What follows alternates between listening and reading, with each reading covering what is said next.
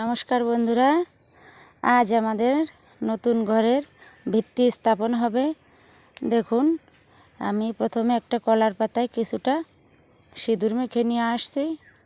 এই সিঁদুরটা এটা গরুর পায়ের ছাপ নিতে হবে এবং এটা পায়ের ছাপ দিয়ে নিয়ে আসছি।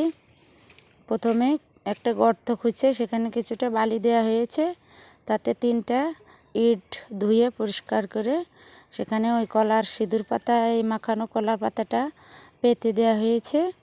দিয়ে দেখুন বন্ধুরা, আমার শাশুড়ি মা উনি ঘর যাত্রা করে দিচ্ছেন। উনি স্নান করে পুজো করে আসছেন।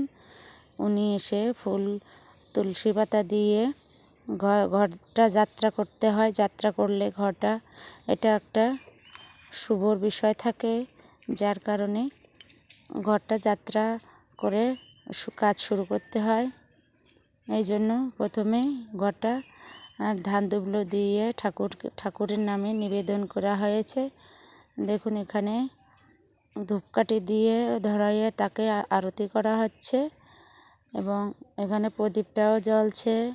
আর কিছুটা বাতাসা নিয়েছি, বাতাসা দিয়েও একটু আরতি করা হলো। দেখুন, এখানে আরতি করে তাকে নিবেদন করা হলো। এখানে কিছু বাতাসা রাখা হয়েছে, কিছুটা জিলিপি রাখা হয়েছে, দিয়ে এই পুজোটা করা হয়।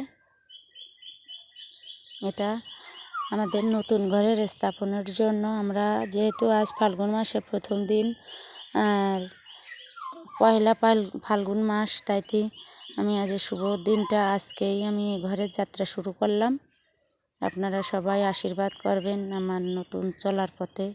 আপনারা সব সময় আশীর্বাদ করবেন যাতে আমি সামনের দিকে এগিয়ে নিয়ে যেতে পারি। দেখুন, আমি এখানে অমিত সবাইকে প্রসাদ বিতরণ করছে, আমিও কাউকে কাউকে জিলিপি দিচ্ছি।